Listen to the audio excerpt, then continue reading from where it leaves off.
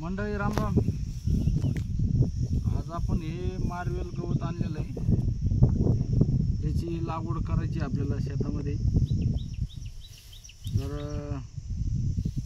याला मराठी भाषेमध्ये म्हणजे शेतकऱ्याच्या भाषेमध्ये याला पावणा गवत म्हणतात आणि जे आता इंग्लिश भाषेमध्ये याला मारवेल असं म्हणतात. तर मित्रांनो, हे शेळ्यांसाठी इतकं उपयुक्त आहे, खायला पण एक नंबर आहे.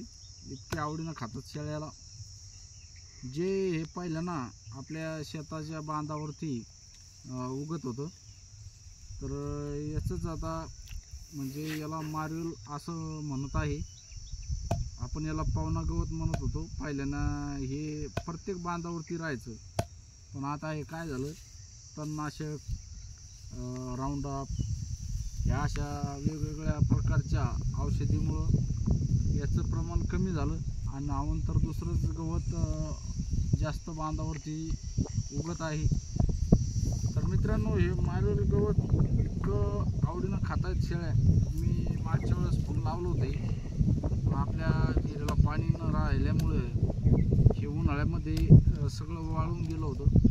त्याच्यामुळं आपण परत दुसरीकडून आणून याची आता आपण लागवड करणार आहोत.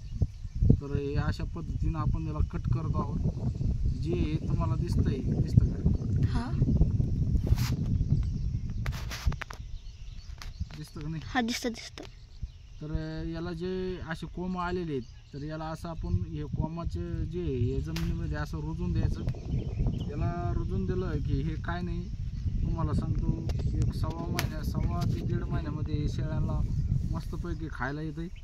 आणि खायला पण इतकं आवडीनं खातात शेळ्या, बाकीच्या गवतापेक्षा खूप पौष्टिक आहे. परत याच्यापासून काही शेळ्याला इफेक्ट नाही, कुठलंही म्हणजे संडास लागत नाही. किती खावते तुम्ही, याच्यापासून काहीच शेळ्यांना म्हणजे तकलीफ नाही. खूप चांगल्यापैकी पौष्टिक आहे शेळ्यांसाठी.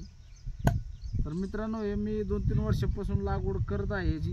पण विषय काय होतो, उन्हाळ्यामध्ये मार्च एप्रिलमध्ये आपल्या विहिरीचं पाणी कमी होतं आहे. कमी म्हणजे विहिरीला पाणी नाही राहत आणि त्या कारणास्तव आपल्याला हे म्हणजे आपोआपच वाळून जातं. आणि वाळून गेल्याच्या नंतर परत आपल्याला पावसाळ्यामध्ये याची लागवड करावी लागते.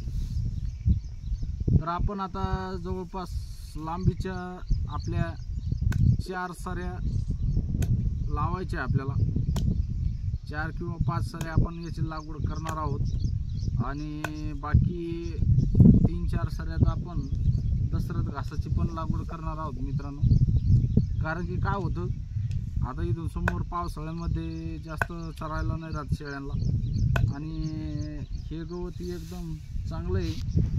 आता लागवड केली म्हणजे 1-1.5 महिन्यामध्ये खायला येतं.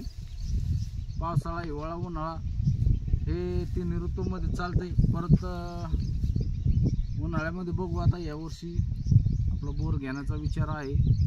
तर बोर जर घेतला तर हे गवत मोडणार नाही आपल्याकडून समजा. तर चाललंय आपला विचार मित्रांनो. तर हे अशा पद्धतीनं लागवड करायची याची. तर ती कशी लागवड करायची ते पण लागवडीच्या टायमाला तुम्हाला दाखवणार आहे. व्हिडिओ शेवटपर्यंत बघा आणि व्हिडिओ आवडल्यास व्हिडिओला लाईक करत जा मित्रांनो. कारण की असेच नवनवीन व्हिडिओ तुम्हाला बघायला भेटतील. आता याच्यानंतर आपण दशरथ घास कसं लागवड करायची, कशी प्रक्रिया करायची दशरथ घासाची, तो पण व्हिडिओ मी तुम्हाला उद्या आपल्या चॅनलवरती बघायला भेटेल. तुम्हाला दशरथ घास पण लागवड करणार आहे आपण उद्या परवा, तुम्हाला तो पण व्हिडिओ बघायला भेटेल. तर दशरथ घास पण खूप चांगला आहे शेळ्यांसाठी. तर मित्रांनो, याला काय नाही, एकदम सोपी प्रक्रिया आहे. आता हे जे आहे समजा,